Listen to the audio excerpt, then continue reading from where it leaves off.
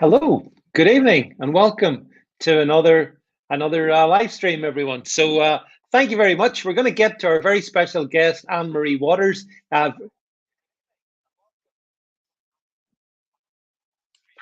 Shortly.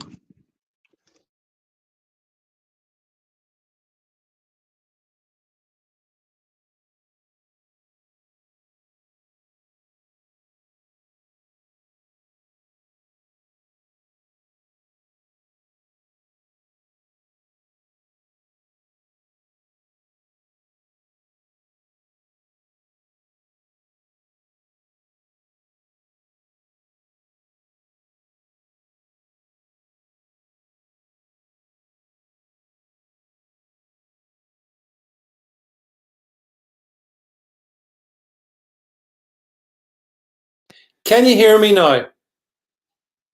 Am I broadcasting into the ether? Can't hear you. Yeah, this is great. This is going fantastic. Never mind. Listen, what I need you guys to do now for me is, if this is loud and clear, let me know, because I just had a major technical hitch, which actually Anne-Marie Waters is used to, because I've had loads of technical hitches when we've been on together. So I'm going to bring Anne-Marie onto the stream. I don't know if you can do the usual thing, please. If you're watching this, just if you like what you're saying, give it a thumbs up on Facebook, share it, subscribe on YouTube if you do those things. Equally important, and I am reliably advised, make sure you give it a thumbs up, right? The thumbs up, the growing thumbs up. It's very, very important. Do that. And then just a gentle reminder, despite censorship, cancel culture, you can get me in Alt News on Gab. You can find me over there. You can find me in Bitchute. You can find me in Rumble. You can find me in Anchor FM. God, you can find me in too many places. You can find me in YouTube as me. YouTube is Alt News Media. You can find me on Facebook, while Mark Zuckerberg still graces me that platform as me, or also at Alt News Media. So, finally, and by no means least, if you want to support what we do, please go to altnewsmedia.net/donate and throw a few pounds in the bucket. So if you do those things, then you will be in my good books. So anyway, that's it. Right, without further ado, after all that, I want to bring onto the stream for Britain leader Anne-Marie Waters. Anne-Marie, good evening. Hi, David. How are you? I'm very well, Anne-Marie. First time we've spoken this year. I should really wish you a happy new year, but I suppose maybe we need to talk about as happy as possible a new year. Well, yes, it's not. It's been a hell of a start, hasn't it? It has been, Anne-Marie. It really has. We're only a couple of weeks in, and it's gosh, where are we? What's happened in where are we? 2 weeks in? 2 weeks in, Anne-Marie, yeah. And we've already had the spectacle of, well, we know what's going on in America. Yeah, but we're good. Mind-blowing. You've keyed it up really nicely, Anne-Marie. Well done for that. Because what I thought we'd do is let's take the first 30 minutes or so and chat about what's happening across the pond. And then the last 30 minutes, we'll come back most particularly and talk about really the absolute state of the UK. So that's the plan. So I hope that's okay with you. And Anne-Marie, again, I mean, it's not that long since we spoke, but so much has happened that I thought that what I would do is just start off with something I guess neither of us particularly wanted to see. In fact, I would suggest no sane person wanted to see. And that was what happened on November the 4th, when we got this result. Right. What was your thoughts, Anne-Marie? Beijing Biden, 46th president. Oh God. I'd intended to stay up all night, David, but didn't manage it. So I went to bed and feeling fairly comfortable about things. I thought, well, it's looking good for Trump. Got up the next morning and find that creepy Joe had somehow managed to turn everything around. and was winning these states where the night before he was very far behind. And I thought, well, this is strange. And then when as the time goes on, he's booking all sorts of trends. I heard Candace Owens saying, if he really did win this, then he's the most popular US president of all time. And I'm thinking, well, I'm not convinced that Joe Biden is the most popular US president of all time. Then, of course, as time went on, we started seeing videos coming out and various testimony coming out from people testifying that there had been fraud. And nobody would look at it. The press is jumping up and down with excitement now about him being impeached for the second time, but they're not interested at all. Now, you would think that this is the story of the century, that there is evidence of fraud in the US presidential election, and nobody in the press wants to know. And then we have the courts also not wanting to know. Trump, bless him, trying ever so hard to get them to listen, just to listen to the evidence, to look at the evidence. None of them want to know. Now, as you probably agree, Dave, I don't trust this. I don't trust this. It's an understatement to say I don't trust it, but I don't. And so what we're watching is the theft of the White House, and then the person from whom it is stolen blamed for complaining. And now he's been impeached for complaining about, even if it wasn't fraud, then at least look into it. At least look into it. Yeah, but Anne-Marie, the techno giants, the oligarchs in Silicon Valley have determined that even to question it is to risk being deplatformed. And whilst we are broadcasting tonight, Anne-Marie, on YouTube, that wonderful channel, and Facebook, even more wonderful, heaven perish the thought, Anne-Marie, that there was anything in the least bit odd about a guy who couldn't raise a crowd of more than a dozen people getting the biggest vote in American history. Perish the thought that we should even question that. But nonetheless, that's what happened. And actually, Anne-Marie, we must have had exactly the same night that night, because I went to bed like you around about 2 a.m. I couldn't go. At my age, I can't sit up all night. Same, David. Yeah, and I went to bed really happy, thinking this is it. This is what we all thought. And then, just like yourself, the next morning, my heart sunk somewhere through the floor. But then we all seen then, Anne-Marie, what happened. The media instantly right behind Biden. We saw President Trump demonized and the awful things said about him. And I guess that takes us then to what happened then in this, because this month's been a real sort of rocket train. And we saw the scenes outside the Capitol building. And the media basically really sort of hyped that up as, here it is. You can see on the screen, Anne-Marie. This was insurrection, according to the media. And these were all the Trumpsters, all trying to get in and cause all kinds of damage in the White House. Can I ask, what's your thoughts just on that particular event? We're going to move on to other things, but to do with this. But just on that particular event, how do you see it, and what do you think really? Was it insurrection? First question. Well, it wasn't caused by Trump. That's the first thing. He had asked people to exercise an ancient democratic practice of marching and protesting. It's sadly, very unfortunately, and very sadly did result in people's deaths. But it wasn't Trump's fault. We have had, this is not it's the first time we've seen scenes like that. I mean, it was incredible to watch. People going into the chamber, and it was absolutely incredible to watch. And nothing of this kind has happened before in the US. However, David, we've had months and months and months of rioting in the United States.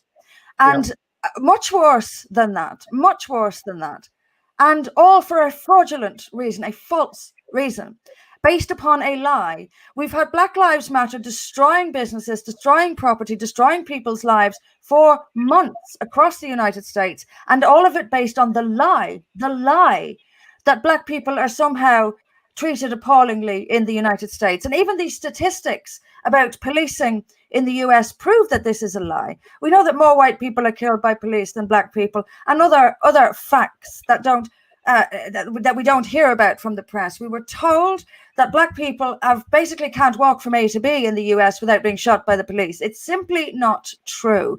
Now, what they were, as you and I know, Black Lives Matter are a communist group wanting the overthrow of democracy and exploiting race and dividing people along racial lines to do it.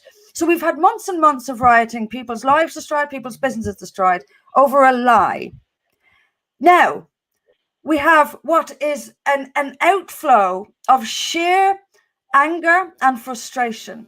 When you take people's democratic rights away, David, they will resort to violence. It's inevitable.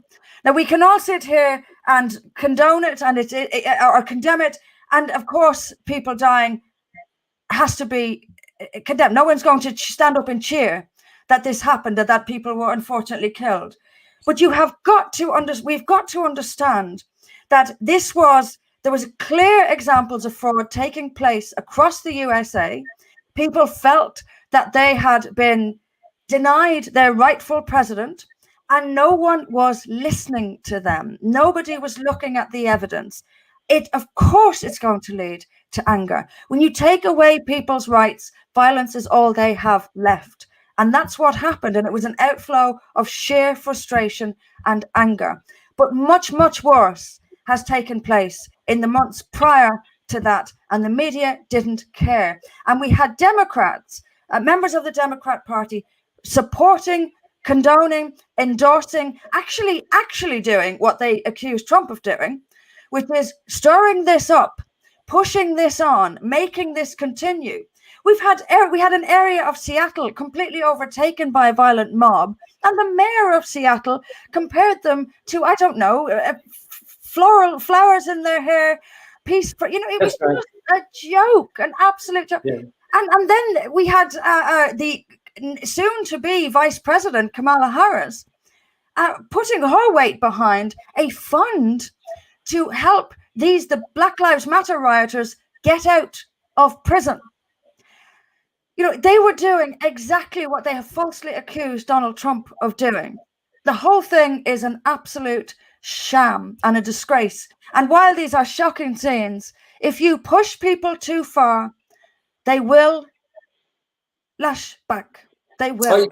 You're absolutely right. And actually, as Rebecca Butler said on the stream in one of the comments there, which is a fair enough comment, I mean, let's be honest, it wasn't exactly the storming of the Bastille, was it? I mean, we're all seeing people disavow violence, and I know you do, and I do, and all of us do.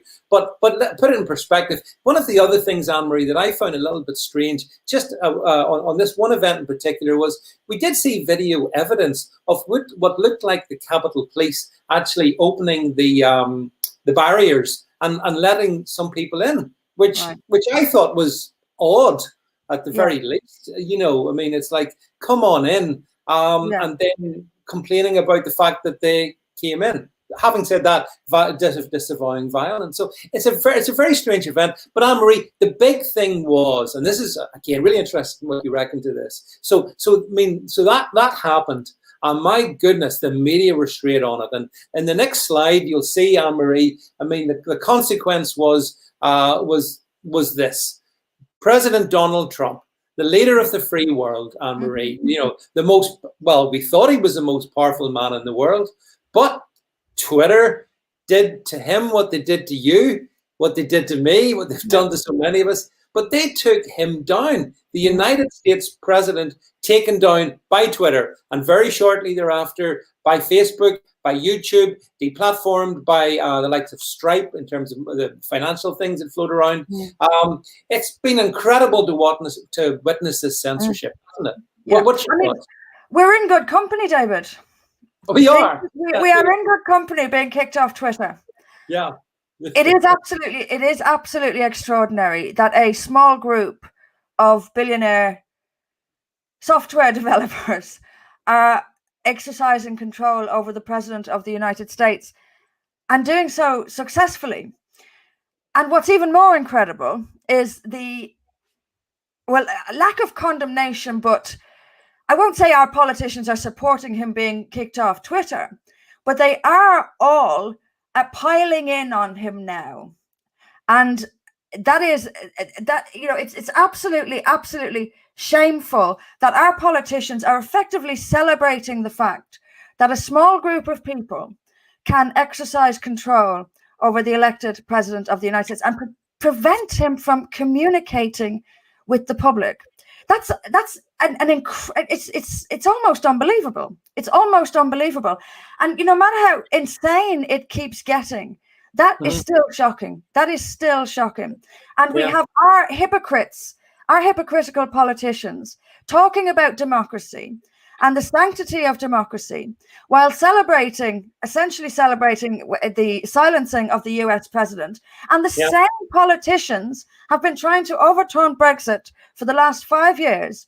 And now they're bleating on about democracy. And it's not only that, it's shocking enough that he's been silenced on social media. But they've also, this PGA or whatever it is, that these golf people have now cancelled. They were going to be holding a tournament next year on one of Trump's golf courses. They've now cancelled that. Now we have the mayor of New York City saying he's going to cancel all contracts with Trump. They are trying to destroy him. Yeah. And on top of that, you have the second impeachment. And dreadful Pelosi, she's one of the worst politicians in the Western world. Now they want to prevent him ever standing again. The establishment, David, the rich, the powerful are closing ranks against the people. And the people had a representative in Donald Trump. He was really on their side. He doesn't need to go into this for money. He doesn't need to go into this for power or influence. He had all of that already. And how he speaks, that he means it. He means it. He doesn't have to do this. He's doing it for the right reasons. He may not be a saint. He may not be an angel. None of us are.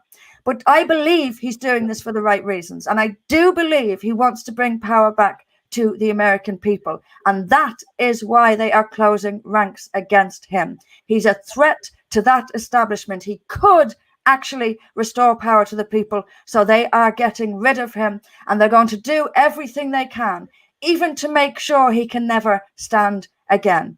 They have declared war. They have declared war on the people. They are closing ranks and propping each other up and keeping those peasants away from power. Trump was giving them back a bit of power. They're going to make sure, and they're going to send lessons as well, David. They're going to send lessons to anyone else who has the gall to think that they can stand up for the people. Well, this is what we'll do to you. Look what we did to Trump. Don't even dare. Don't even try it. We can destroy him. We'll destroy you as well. They call this democracy. They're trying to stop him standing again. This is democracy. Well, actually, I mean, you're right, Anne-Marie. As regards the impeachment, of President Trump, here we have the media, and Anne-Marie, you and I have long criticized the UK media, and rightly so, by the way. But they have been salivating at this. He's been the first president ever to be impeached twice. Well, I've got news for them. In the first place, the first impeachment didn't succeed, right? Yeah. So that's a big failure, and this one won't succeed either. So the disgrace is not President Trump. The disgrace is Nancy Pelosi and the Democrat goons in the lower house who are basically putting together a circus. But it's their hatred for the man, Anne-Marie, that gets. It's their hatred. What explains this desire? It's almost like a demonic hatred for a man that 74 million Americans voted for. Well, he called them out, David. It's as simple as that. He said he was going to drain the swamp, and there was a lot of people in that swamp, and a lot of Republicans in that swamp. And the Republicans who have been turning on him is probably the most despicable thing about this entire fiasco is the Republicans turning against him. They are exactly the same. This is the swamp. It's like Labour and Tory. They pretend to oppose each other, but they are perfectly happy and content with the status quo. They want the status quo. They're happy to share power between them. So Labour and Tory will close ranks to keep anyone else out, along with the disgusting media. They will close ranks to keep the people from having any say or influence. This is exactly why they hate him so much, because he was a threat to them. He was going to expose exactly how deep and how thick and how much that swamp stinks to high heaven. But there is something else to it, isn't there? Just sort of what do they call it? Trump derangement syndrome. Yeah, it's a great word for it. Great phrase for it. I can only put it down to his absolute unwillingness to bend, his unwillingness to be bought, his fearlessness. The man is fearless. Well, you can be, I suppose, when you have all that money, but he is absolutely fearless. And they couldn't. And I think a part of the hatred comes from they cannot be him. There's a little bit of envy there. There's a lot of fear there. Fear of being exposed, but also fear of not being as brave as him, not being as principled as him, not being as honorable as him. People don't like it when someone who has far more honor than they do comes along and shows it up. It's like when somebody works really hard in an organization and the lazy people in that organization want to get rid of that really hard worker because the really hard worker shows just how lazy the rest of them are. And they want to get rid of him for that reason as well. That, people do often want to get rid of the hard worker. You're showing us up. You're showing how lazy we are and how ineffective we are. And you know that he did in his 4-year term. Other presidents wouldn't. You sort of wonder what other presidents were doing all this time, given how much he got done. If you look what he did with North Korea, what he did in the Middle East, you wonder what other American presidents were doing. He showed them all up. I mean, he reminds me, Anne-Marie, of Reagan during Reagan's first term. You have to go back that far, but just on the politics of this, for me, the most sort of disgusting sight really was to see so many elected members of the GOP fail to rally to his side. And I mean, you've been in politics, so you know the score. But this was like a Judas moment multiplied to the nth degree. It sickened me to the stomach. I know there's a handful in there that are solid, but the overwhelming majority, Anne-Marie, I suggest to you, they're glad to see the back of him so they can get back to business as normal. Absolutely, and for the same reasons. Republicans also don't want someone around showing them up. They don't want someone who is far more effective and principled than they are. Like I say, it will show them up. But this is what politics is like, David, isn't it? What a greasy venue. And they are just protecting themselves and just with no values, no principles, no courage whatsoever. It's part of that lesson being learned. They are sending a lesson to other politicians. Look at how quickly and easily and we just destroyed Trump. Take his side, we'll do it to you as well. It's been learned, and it's been learned very quickly. And they want to hold on to their jobs, and they want to hold on to their money and their position and their power and their cushy lives. And that's under threat if they actually stand up for something. Just stand for something. Just, where are they? Where are the politicians who stand for something? That's the swamp. They stand for nothing but their own greasy careers. He came along and showed them all up, and they have turned on him. And like you say, they want him out every bit as much as the Democrats do because he's showing them up as well. I mean, I remember, I recall reading during the French Revolution, one of the things that they did was they guillotined certain intellectual leaders, and they did that to encourage the others to fall into line. And in a way, this is a digital, and this is a 2020 version, isn't it, Anne-Marie? Digitally taking him off social media, going after his business, going after him in every way. It is exactly that message, isn't it? Absolutely. Absolutely. And I mean, you would be more worried about having your head chopped off. I suppose that's a little bit more understandable. But the thing is, if they all stood together, they could defeat it. The problem is that they turn their backs on each other. If they all stood together, it wouldn't be so easy to take them down. That's the problem. But it's cowardice. They're not risking the guillotine. But And actually, no, they're not. But actually, Anne-Marie, again, you mentioned it earlier. It's something you and I have in common, obviously. And the fact is, when people came for you, there wasn't a chorus of people saying, "Oh no, this is awful. We must stand with Anne-Marie." There wasn't a chorus. I didn't notice it. No, when they came for me, Anne-Marie, it was exactly the same. And this is part of the problem, I think, on our side of the political spectrum. People do need to, rather than divide, we need to come together and support each other. Those politicians in Washington needed to support President Trump. I think they think that if they keep their heads down and life can then get back to normal and they'll get back into they'll get back in the midterms back in 2024. I think that's totally foolish. But I think the price that will be paid is potentially, Anne-Marie, the actual sort of the union itself, the United States, I believe, under Biden, is going to be damaged in ways that we can't even imagine just yet.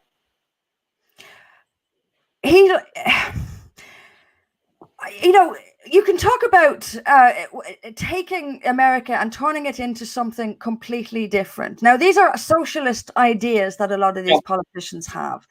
And Trump said very clearly, America will never be a socialist country. Now, some of the politicians on the Democrat side have very different ideas. They would like to see it a socialist country. They want to dismantle the Constitution and everything that America has been and, well, isn't anymore, actually. I was going to say is, but it isn't anymore. They do intend to bring to an end the United States as we know it. Now, we can already see the Constitution being called a white man's charter. Expect this to ramp up and ramp up and ramp up. And Joe Biden is already talking about giving help to Black and Asian businesses rather than just struggling businesses. So it's already started. Before he even gets into the White House, this woke Black Lives Matter, Antifa type communist ideology, that's what it is. He's already spouting it. So him in the White House will change America away from what it has been for 250, 260, 270 years. They will dismantle it using the whole anti-white rhetoric because it's a white majority country. The Constitution was written by Europeans and they must get rid of that. And you can already see that coming. The Republicans will do nothing to speak out against this, to fight it, because they care only about keeping their jobs, keeping their cushy lives. They don't actually care about the Constitution of the United States. They don't care about keeping the United States a beacon, and it is a beacon, or was a beacon of freedom and democracy in the Western world. It is the anchor of freedom and democracy in the Western world. We are all going in that direction. Europe is a decade or so ahead of the United States, but no more than that. Now, with this guy in the White House already talking like a Black Lives Matter activist, the US is in serious trouble. And what could happen is we could see a breakup of the United States. Some of the less woke states, some of the solid Republican states, some of the southern states, Texas, for example, could start to talk about breaking away. And we could see a breakup of the United States. And I don't think that that's too far-fetched. I think it's entirely plausible. Also entirely plausible is a second US civil war. Now, I don't mean to be a doom monger, but there's a lot of states in America who will not tolerate this Black Lives Matter, Antifa, socialist approach to this new America. They won't tolerate it. These are freedom-loving, gun-loving people. And I suspect that guns are going to be an early target of the Biden administration. And there's a lot of Americans who will not give up their guns. You could see serious consequences from this, including a civil war, but also including a breakup of the United States itself.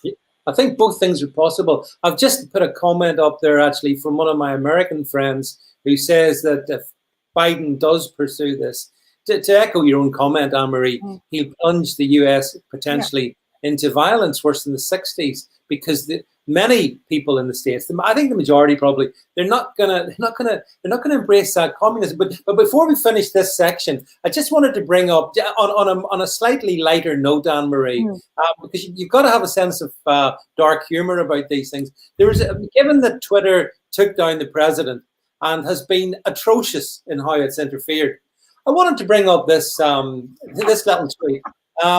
Yeah, I'm sure you saw it. I did. Twitter, ahead of the Ugandan election, we're hearing reports that internet service providers are being ordered to block social media. We strongly condemn internet shutdowns. Thanks, Jack. That's really impressive, isn't it? So concerned about Uganda, not so concerned, Anne Marie, about the United States. Well, David, we know how significant Uganda is. What happens in Uganda affects the whole world, as you know. It is. It's crucial not to interfere in the Ugandan elections. There's so much at stake. Whereas the United States, it's only the United States. Who cares? I mean, it's unbelievable. And it's like they're torturing you with this stuff. It's like they do it deliberately. They dangle insanity in front of our faces, just blatant hypocrisy. And it's to me, it's part of a display of power. It really is. If they can get away with this kind of hypocrisy in public, and this Jack Dorsey guy, didn't he put out a tweet saying, we are for freedom of expression, we are for freedom of speech, we are for internet freedom. I mean, it's like, have they got just a really good sense of humor or what? But to me, it's another display of power. Look what we can get away with. Just look at how hypocritical and what a shower of liars we actually are. But we can get away with it. Look how powerful we are. That's what that is. It's deliberately dangling this hypocrisy in front of our faces to show us how much power they've got and what they can get away with. Yeah, they think they are the masters now, and we are the serfs, and that's why when you've seen the concerted movement, Anne Marie, of big tech all coming together, concertina, to do this. We saw them actually disturbingly taking down the Parler platform. Parler, I'm not sure if Parler will come back. I doubt it, but it might. But it's just the very fact that it's not just censoring people on their own platforms they want to do. They want to censor any other platform that might allow people like you and me to come on and speak. It's really disturbing to see it. But anyway, Anne-Marie, we need to jump across. We're back. We're going to jump on that Boeing back across from New York to London, right? And again, I mean, my God, so much has happened since you and I talked last year in the UK. Because, honestly, I don't know where to begin in this one. The absolute state of the United Kingdom mid-January 2021. Anne-Marie, what's your stuff I'm going to put up in a minute, but what's your thoughts on where we are and where we're going? Oh God, like you say, where to start? Where to start? I saw a brilliant video a few days ago. It's a chap in America giving a talk about the effectiveness or otherwise of masks and lockdowns. Now, he had graphs showing the cases, the coronavirus cases in various different European countries, and pointed to the date at which masks, for example, were introduced. Now, in every single example he gave, after masks were made mandatory, the cases went up, skyrocketed up. Now, a child, David, would know that if you introduce mandatory masking and the cases skyrocket, then guess what? The mandatory masking doesn't stop the cases going up. Surely. I mean, where is this just me? Or has common sense gone completely out the window? If cases go up after masking, then masking isn't reducing cases, right? This is 1 and 1 is 2 stuff. He also talked about lockdowns and how the example, God bless Sweden for this. I mean, Sweden has made many a mistake and will make many more, but God bless them for this. They did not lock down, and their cases are lower now than the countries that have locked down. How do we explain this? And yet there is no attempt to take this into account. Our government is ramping up the same. They can see it doesn't work. A child can see it doesn't work. We've destroyed the economy, destroyed people's health, destroyed people's social lives, destroyed our interaction with each other, destroyed many of our basic human needs and interactions that just are our humanity.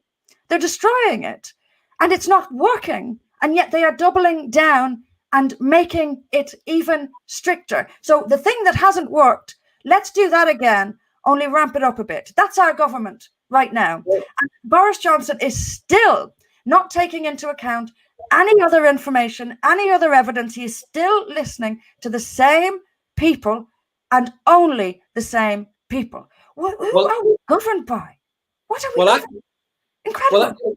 Yes, you make a good point, Anne-Marie. I wanted to bring up this. I wanted to let you have a look at this headline from The Sun, which it's sort of symptomatic of our problems, actually.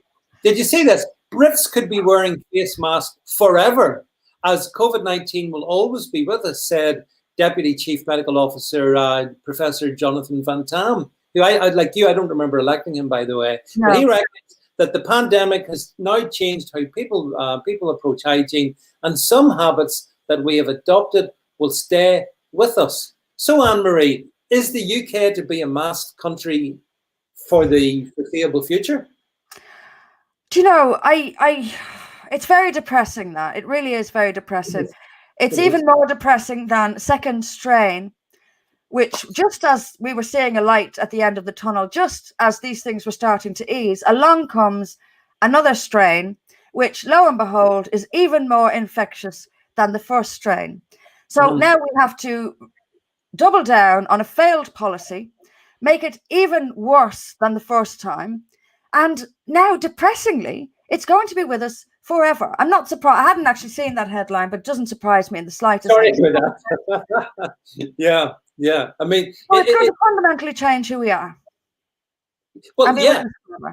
Well, but I see, Anne-Marie, this is the thing I wanted to explore with you a little bit, because you believe in the democratic process and in the British people deciding the sort of lives that they lead and the laws that they have to obey or whatever.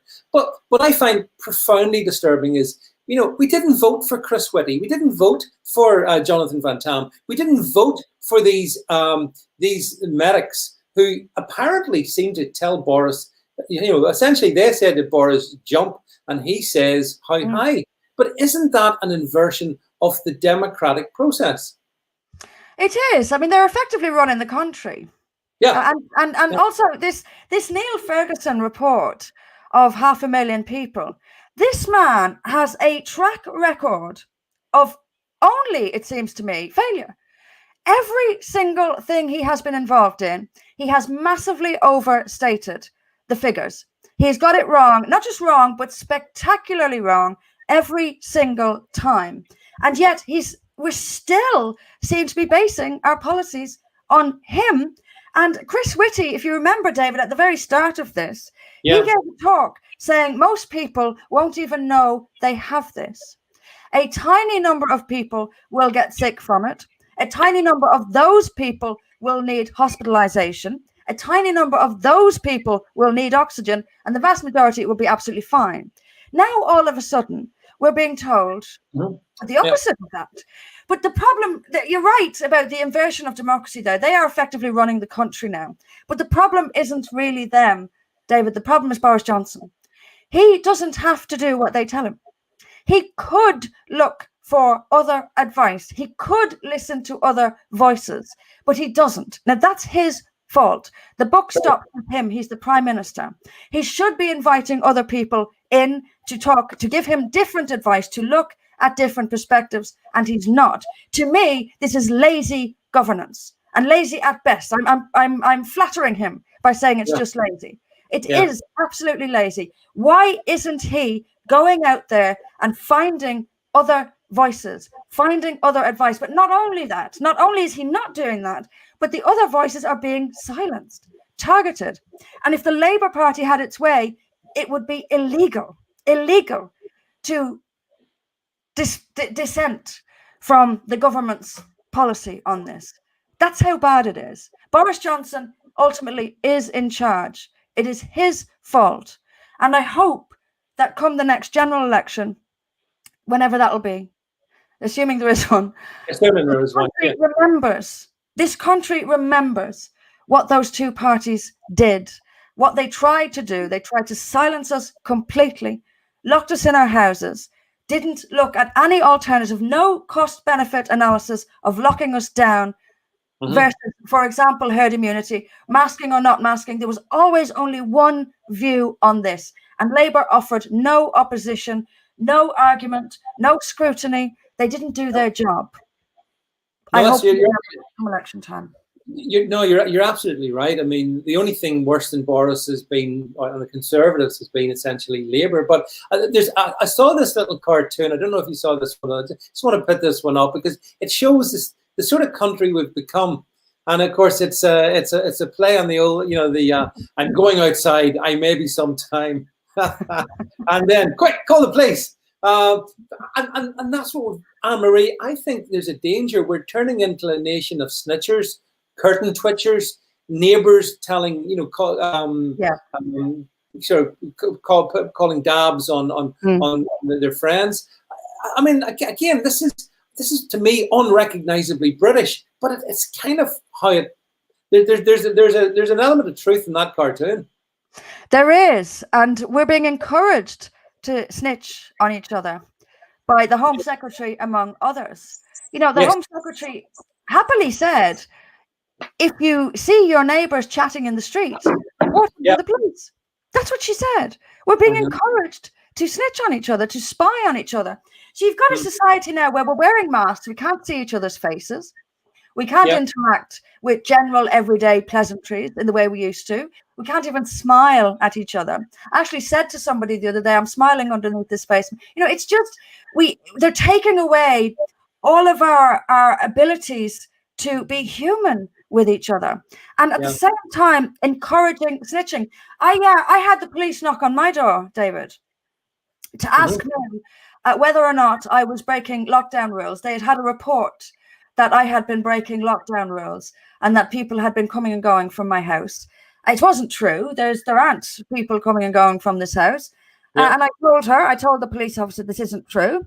She believed me and said, okay, but you've got to remember that you can only see people inside your support bubble. And, basically standing on my doorstep telling me who I'm allowed to speak to and who I'm not allowed to speak to. But I've got no idea what this was about. It's a spiteful report. Whoever it is has no sight of my house because there aren't people coming and going with willy-nilly. But that's also being encouraged. And, it's a recipe for revenge. It's a recipe for spite. It's a recipe for grievance. For anyone who has a grievance against you, pick up the phone and report them for breaking lockdown rules. And I tell you, the police are on the ball with this. Absolutely on the ball. Yep. And, real crime, and not just now during coronavirus, but prior to this, you could not get the police to come out for real crime for love nor money. They didn't want to know about real crime, but they are on the ball with this. They have all the resources they need. They have all the numbers they need. They can surround people's cars. There's that woman in Derbyshire. They surrounded her car. She was going for a walk. There's another woman, she was sitting on a bench and they were surrounding her. So we're not just talking about one lone copper. They actually surround people. There's a crew of them. I think the police have done themselves no favour. In actual fact, there's a little video I'd like to play you, Anne-Marie, if I can just bring it up, because I think the police have, I think the police are really damaging themselves with a section of the British public. And whilst we're getting this video ready, just to say, I think, as you probably know, the police did pay me a visit as well for the crime of taking a selfie in a store without a mask on. And they came out. I was delighted to see my tactics being used so wisely because, Anne-Marie, over the years, I've received numerous death threats, probably like yourself, and trying to get the police to come out, all but impossible, right? But I appear somewhere without a mask. 2.5 hours later, 2 cops stood in my door and I had to casually explain to them the fact that they didn't appear to understand government regulations, and I do. But it is that people like you and me, who are people who passionately believe in law, Anne-Marie, the rule of law and order, we are, I believe we're getting sickened to the back teeth with this COVID policing. And it's sad for me to say that, but I'm going to say it, and I'm sure you'd agree. I entirely agree. And it is, as you said, David, at the start, the relationship between the people and the police was already pretty bad. It's absolutely collapsing now, absolutely collapsing. And part of that frustration is, where are they when real crimes are committed? Where are they? They are nowhere to be seen. And now, all of a sudden, when it comes to keeping us locked in our houses, putting just ridiculous, and they are ridiculous rules, imposing those on the police are everywhere. Everywhere. Well, relationship is irreparably damaged. So here we go. Let's see if this. I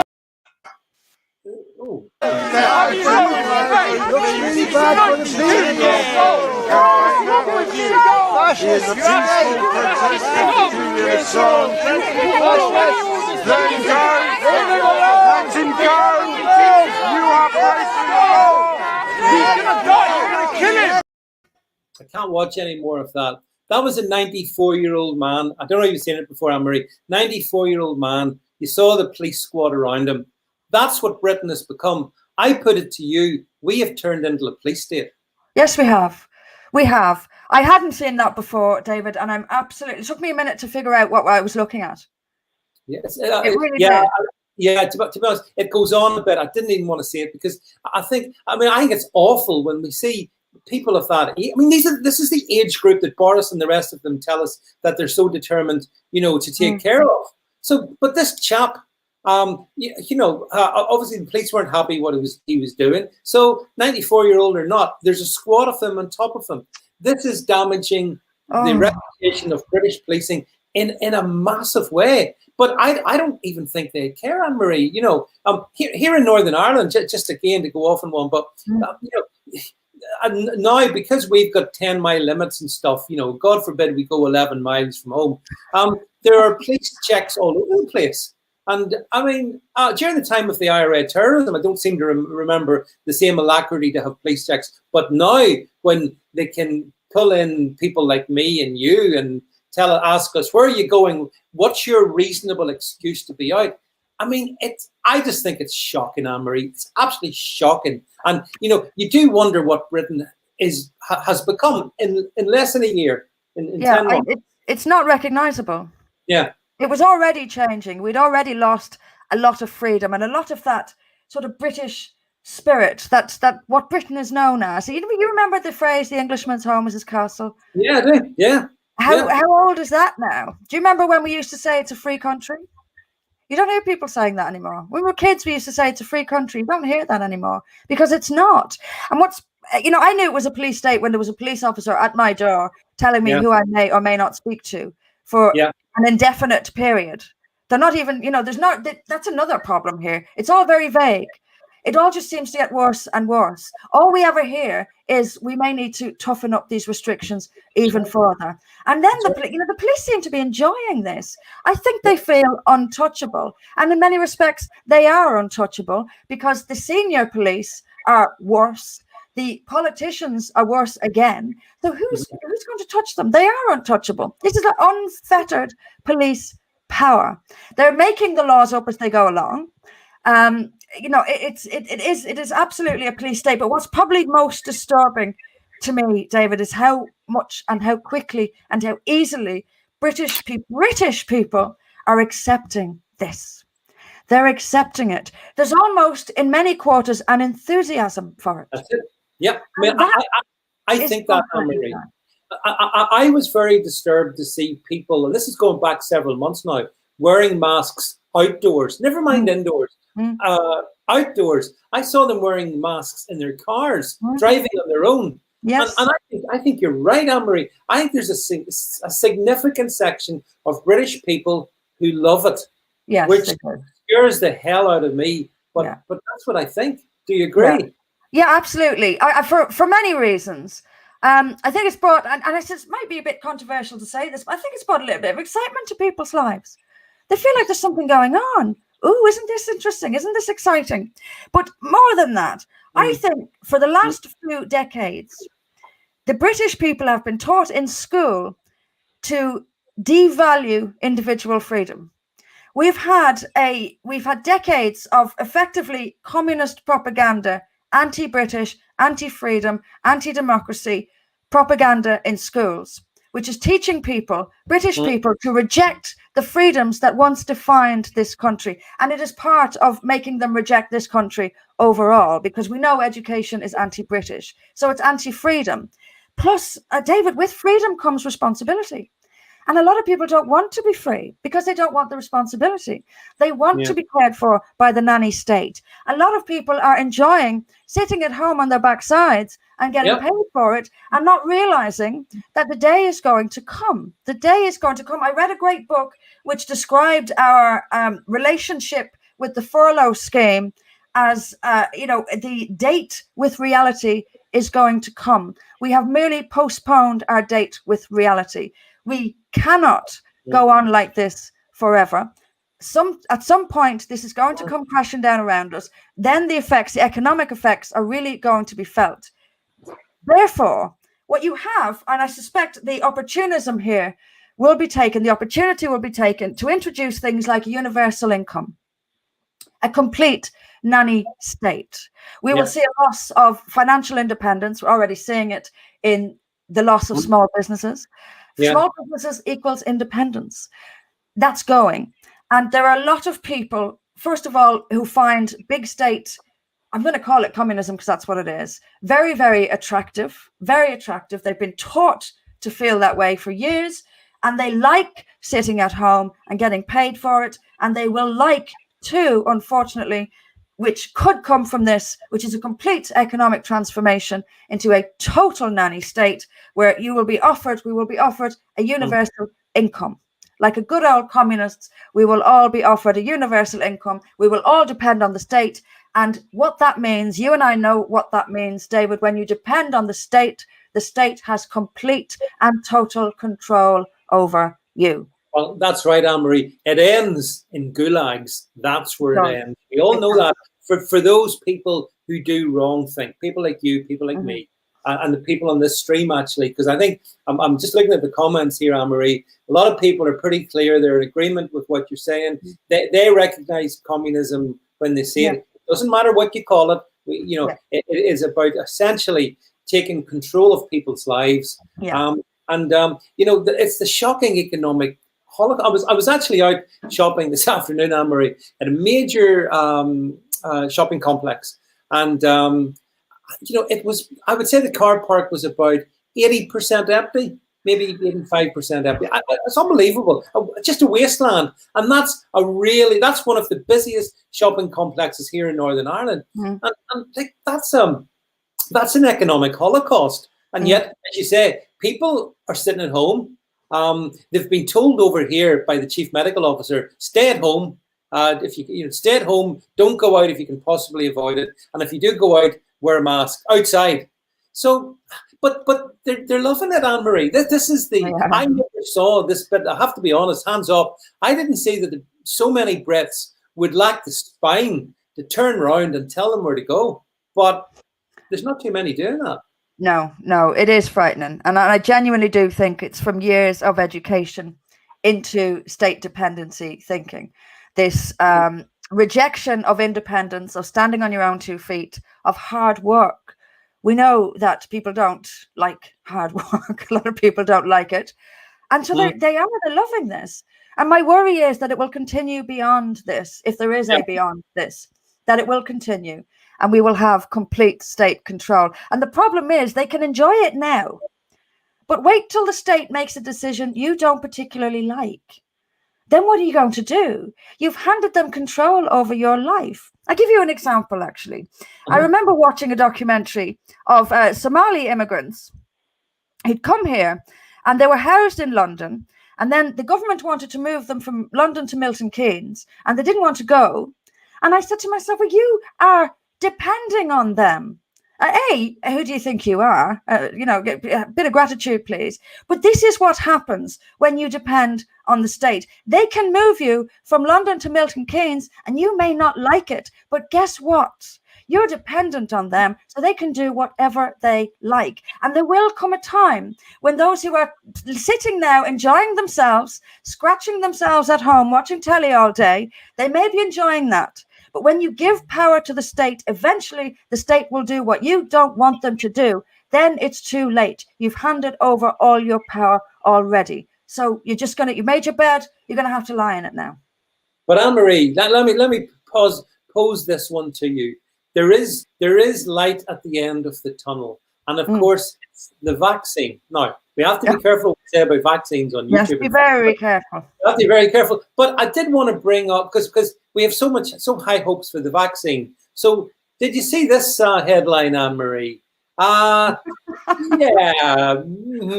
So, bit awkward. But anyway,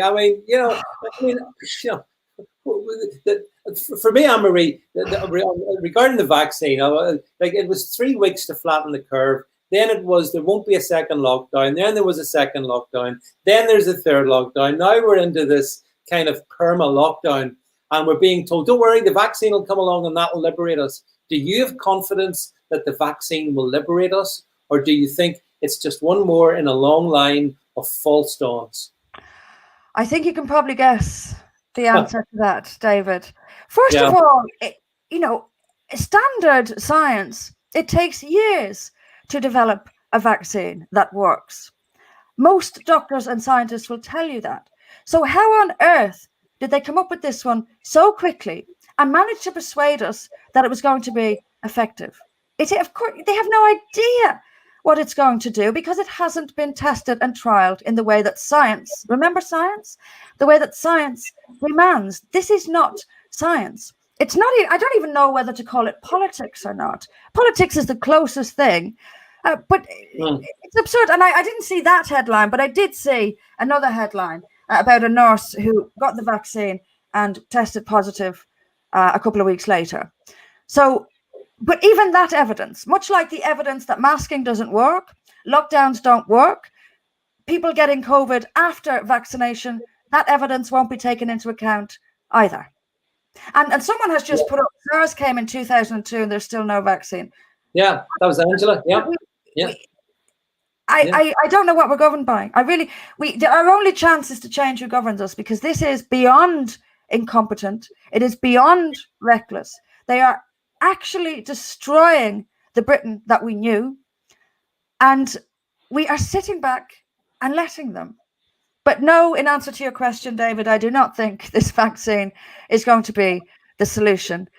I think we're going to have to learn to live with this thing and learn how to function with it, learn how to get back to normal and protect vulnerable people from this virus as we protect vulnerable people from other illnesses, and get on with our lives.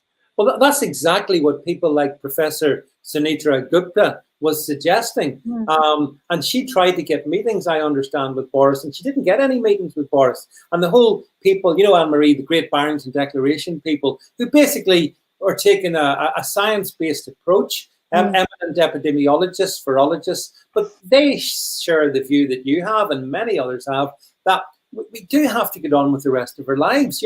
We can't hide under the stairs for the rest of our lives. We just can't do it. And we want to protect the most vulnerable. Of course, Anne-Marie, we all do, but not by giving up our lives, surely. Well, is life worth living, David, if we have to hide under the stairs? They're taking away everything that makes life worth living. Family, friends, activities, social activities, conferences, what it is that makes life worth living is being taken away from us. So I'm sorry, I'm not sure whether it's even worth it. If we're stuck permanently in this situation, I'm not sure it's worth it. And sadly, a lot of people seem to agree, because we've seen a suicide rate rocketing because people just can't take this anymore. The things that make their lives joyful, the things that get them out of bed in the morning, have been taken away from them. And this is why the suicide rates have gone up so much, because there's nothing left for them. Again, what makes life has been taken away from us. And if we are to spend the rest of our lives hiding under the stairs, then a lot of people will think there's no point in this. I may understand it. That's right, Anne-Marie. And it actually, it works at all parts of the age spectrum as well. As you know, I became a grandfather for the first time last September. Oh, congratulations, David. I didn't know that. So I have a young granddaughter. And you're talking about humanity, and how we look at each other's faces, we read each other's faces, and so she's a cute little thing, and she's out her mum and dad are out in the pram and whatnot, and you get and there's been incidents where like elderly people, when they see a baby, they tend to coo and do all that stuff over them, but of course those elderly people, Anne-Marie, out in public have got masks on. And so this little young girl, little baby, is actually starting to grow up and seeing a world where many people, you cannot see the essence of their identity because they're hid behind a bloody mask. And I find that deeply disturbing and troubling. I do too. I mean, it is part of a child's development to watch our faces. They learn from watching our faces. But as well as the masking, told to stand 2 meters apart. This fear of each other. Don't touch me. We don't shake hands or hug. This is all completely unnatural. This is not human behavior. And yet your little granddaughter, her first experiences of the world are fear of each other, standing apart from each other, covering our faces. It is deeply disturbing. I struggle to find the words actually as to how disturbing that is, that this little girl's early experiences of life should be filled with this kind of fear. And last year I'm sure there was hundreds of thousands, if not millions of little kids, little babies coming into this world, and that's the world they're being brought out to. But I did like this comment that Jean put up, and it's a good comment. Humanity must not give in. Yes, Jean's absolutely right, Anne-Marie. And I think to finish on a positive note, because as you say, Anne-Marie, it's all pretty gloomy, and it's sometimes difficult to sort of discern things that are positive. But surely the most positive thing that we can all do is assert our humanity and reject the inhumanity being thrown upon us. Absolutely. And the only potential silver lining in all of this is change. Perhaps, just perhaps, this will push decent people too far and they will demand change, and we will get that change. That to me is the only silver lining in all of this, because we are being pushed very, very far. And when you push people far, they will push back. And I suspect we're being pushed far enough now, or close to being pushed far enough now, where we'll start to push back. And that is what I want to happen out of all this. Well, and then we'll change. Yeah, I mean, Anne-Marie, you've long argued for the importance of political change anyway, but this is elevated to the platform that 12 months ago you and I wouldn't even have thought of before this for the COVID-19 disease spread across the world, and here we are now in a world which is frankly it's George Orwell's 1984 meets Aldous Huxley's Brave New World, and none of it's very good. So let's hope we get change, and let's hope we all, those of us who can see, make sure that our eyes remain wide open. But on that note, Anne-Marie, listen, I want to thank you. It's always brilliant to have you in the stream. Thank you very much for taking the time to come along on the stream tonight. I want to thank everybody for all your comments. I can see that so many people, so many comments. My apologies if I haven't responded to all of them. There's just been too many, frankly, as simple as that. That's it from me for this week. I'm taking tomorrow off. Tomorrow's my birthday. Happy birthday. 22 tomorrow. So yeah, I'm excusing myself from live streaming duties for a few days. So I will catch up with you folks early next week. I'm not sure when exactly, but assuming the COVID police don't get me, it'll be sometime then. So thanks for all your support. Thanks again, Anne-Marie. Thank you, David. That's it for me for tonight. Good night, everybody. Take care.